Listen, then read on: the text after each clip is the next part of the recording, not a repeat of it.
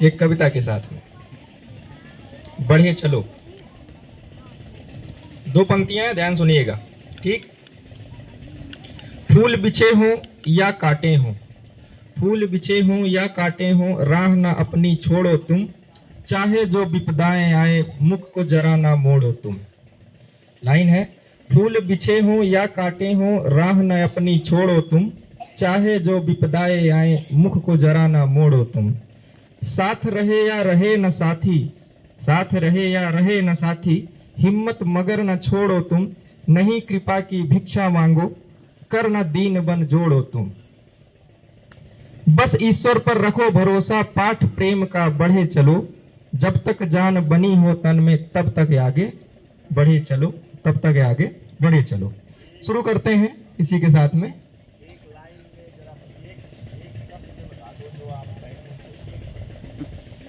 हाँ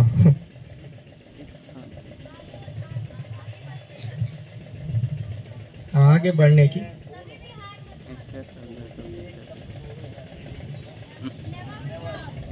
never give up.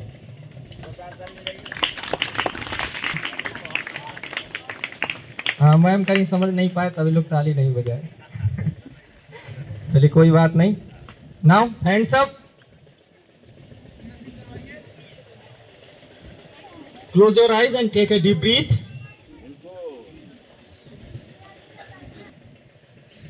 Again take a deep breathe.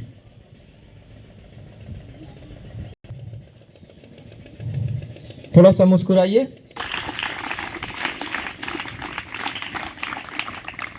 Hands up. अपनी शक्तियों को भूलो नहीं आप लोग, है ना। जो शक्तियां आपके अंदर समाहित है, तालियां इतनी धीमी तो नहीं बजनी चाहिए। Now hands up, clap go. Smash it is, smash it is, smash it is. Once again. And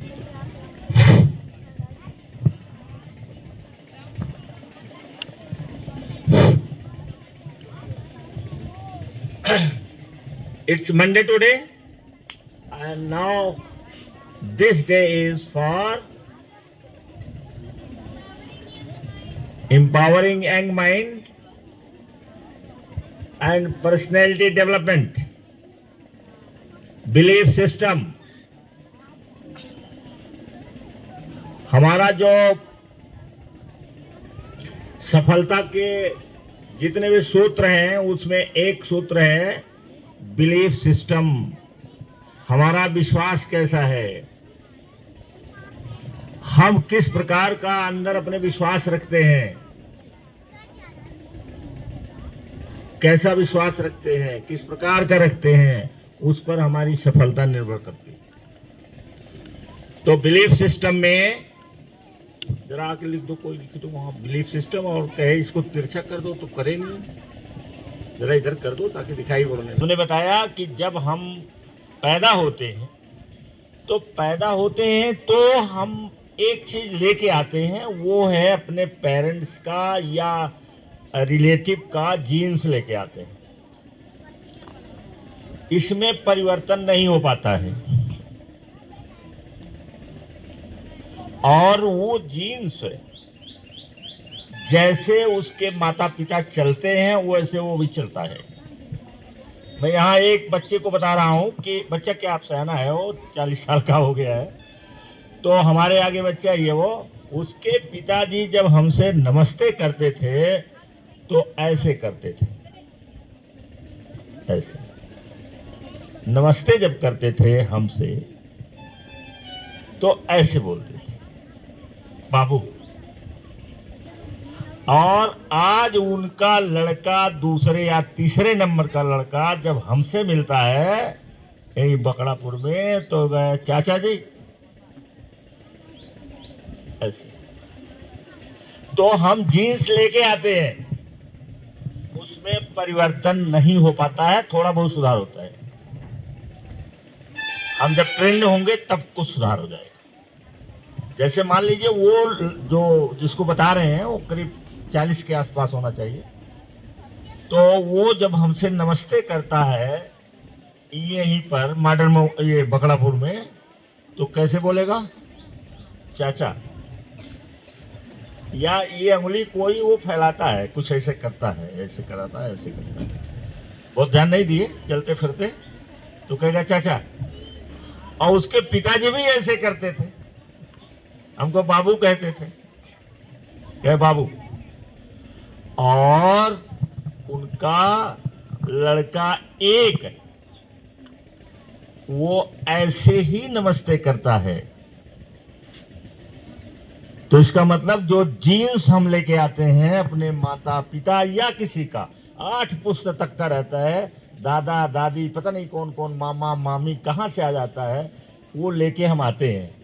तो उसमें बहुत कम परिवर्तन है। जैसे ये लड़का ऐसे करता है, तो अगर वो चाहे तो बदल सकता है, होश करके, प्रैक्टिस करके, और वो ऐसे के बजाय ऐसे कर सकता है। प्रैक्टिस करके बदल सकता है, वैसे नहीं बदलेगा। और दूसरा चीज हम प्राप्त करते हैं आफ्टर बर्थ, जन्म लेने के बाद जो हम प्राप्त करते हैं वो है हमारा बिलीफ सिस्टम, विश्वास का सिस्टम, जिसमें माता पिता से शुरू होकर के और जो घर में लोग रहते हैं, घर में और लोग रहते हैं, बुआ रहती है, दादी रहती हैं, दादाजी रहते हैं, ये जितने लोग हैं वो मिल करके हमारा बिलीफ सिस्टम बनाते हैं। वो क्या बनाते हैं? Belief system. अगर उसकी माँ का, वो माँ उसकी कायर है, तो पहले तो जीन्स में ही उसका कायरपन आ जाएगा, और दूसरे कोई कठिन मुसीबत आ जाए तो वो कहेगी मेरे बस का नहीं है। कौन कहेगा? कौन कहेगा? कौन कहेगा? हमने बोले कौन कहेगा? माँ कहेगी। और फिर लड़का या लड़की जो उसके होंगे उनको भी आदत पड़ जाएगी, उनका भी सिस्टम बन जाएगा कि कोई कठिन काम जब सामने आ जाएगा तो क्या बोलेंगे? वो क्या बोलेंगे? हमारे बस का नहीं। ये किसने डाला बिलीफ सिस्टम? माँ ने डाल दिया, पिता डाल दिए, दादाजी डाल दिए, दादाजी का असर होता है, दादाजी ने डाल दिया। अब बड़े होना तो पता लगाना कि जिसके दादा दादी माँ और पिता कायर होते हैं, वो उनके लड़के लड़कियां भी कायर ही बनते हैं, क्योंकि अपना बिलीफ सिस्टम उसमें डालते रहते हैं। और अगर वो उनका बिलीफ सिस्टम मजबूत है कि हम दुनिया का कोई काम कर सकते हैं, तो अगर लड़का या लड़की आलस्य करेगी तो माँ बोलेगी क्या? क्या बोलेगी? नहीं, अगर वो मजबूत है तो तब बोलेगी कैसे बोल दिया, क्यों नहीं कर सकता, तुम्हारे अंदर बहुत ताकत है, तुम्हारे पास तो अपार ताकत है। कौन बोल रहा है? माँ। तब वो लड़का कैसा बनेगा, लड़की कैसे बनेगी? कि मेरे अंदर बहुत ताकत है और ताकत से हम कुछ भी कर सकते हैं, है ना? उसको कहते हैं बिलीफ, और फेथ भी है। उसका दूसरा जो शब्द होगा वो फेथ होगा। फेथ होगा। हम कहते हैं किताब पढ़ते रहो, किताब पढ़ो, किताब पढ़ने की आदत डालो। 10 मिनट 5 मिनट आप अतिरिक्त किताब पढ़ो, जो तुम्हारी है उसके अलावा पढ़ो, जो तुमको अच्छी लगती है पढ़ो। जैसे ले गई है वो how to influence and influence people, अभी नहीं खत्म हुई। इतना धीरे पढ़ोगे तो कैसे हो पाएगा? उसको पढ़ो और दूसरे को बताओ, तुम भी पढ़ो। देखिए, मैं बता रहा हूं आपको, ये बिलीफ सिस्टम पर बात हो रही है, ध्यान सुन लेना, बिलीफ सिस्टम पर बात हो रही है। ये टॉपिक आपका इंपावरिंग यंग माइंड्स में बिलीफ सिस्टम पर बात हो रही है। और यहां पर मैंने लिखा है one mind one goal, no distractions plus obsession, माने उसी में डूब जाओ, आप लीजेंड बन जाएंगे 5 से 10 साल के अंदर। 15 साल लग सकता है, लेकिन आप दुनिया के टॉप में शामिल हो जाएंगे। और हो सकता है आपको मंच मिल जाए तो दुनिया में लोग आपको जानना शुरू कर देंगे कि ये आदमी जो है ऐसा है। और आप करते चलो करते चलो करते चलो करते चलो, और एक दिन आप लीजेंड बन जाओगे। लेकिन फोकस फोकस फोकस, ये नहीं, इधर नहीं, उधर नहीं, इधर नहीं, उधर नहीं, कहा एक target, one mind, one goal and no distractions, कोई डिस्ट्रैक्शन नहीं। हम इधर नहीं देखेंगे ना उधर देखेंगे, केवल अपने गोल पर देखेंगे। ये बिलीफ सिस्टम। अब तुमको मैं बता रहा हूं किताबों का अंतर क्या पढ़ने से होता है, बहुत ध्यान से सुन लेना। हो सकता है इसको पहले कभी बोले हो। देखो, बाइबल में वो नंबर मुझे नहीं याद है, बहुत दिनों से मैंने पढ़ा नहीं, उसको रिवाइज नहीं किया। ध्यान से सुन लेना, ध्यान से सुनना। If you have faith like a mustard seed, बताए हैं, लिखाए भी होंगे। If you have faith like a mustard seed, mustard, what is mustard? सरसों का बीज। ज्यादा नहीं कह रहा है, कितना, ये ईसा मसीह कह रहे हैं कि if you have faith like a mustard seed and if you say to this mountain move from here to there, the mountain will move from here to there. वो कहते हैं पर्वत यहां से वहां चला जाएगा। और यही कारण है कि हमारे देश में एक सुई नहीं बनी, हमारे देश में एक आविष्कार नहीं हुआ है, लेकिन अमेरिका में, इंग्लैंड में, जर्मनी में, इन सब देशों में आविष्कार की भरमार हो गई कि नहीं होगी? पहला आविष्कार आश्चर्यजनक कौन सा है? पहला आविष्कार आश्चर्यजनक रूप से बल्ब, जिसका कोई दुनिया में अस्तित्व ही नहीं है, कोई अस्तित्व नहीं था। और एडिसन ने बल्ब बना दिया।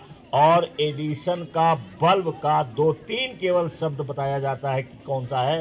एक तो ऑब्सेशन, उसे में डूब जाता है, गया वो, फेल होता गया। किसी ने कहा फेल हो रहे हैं, नहीं कर पा रहे हैं, तो उसने कहा मैं फेल नहीं हो रहा हूं, मैं 10,000 प्रयोग को सीख चुका हूं और माना नहीं, नेवर गिव अप किया, और अंत में बल्ब बन के तैयार हो गया। ये है आविष्कार बल्ब का। और दूसरा आश्चर्यजनक क्या है? दूसरा आश्चर्यजनक आविष्कार इस दुनिया में क्या है? हवाई जहाज, है ना। और बाकी क्या, अब तो है, ये हो गया तुम्हारा मोबाइल फोन हो गया, बोड़ा वो क्या आईफोन हो गया, आईपॉड, एआई है, ये हो गया। ये तो गजब गजब के आविष्कार है।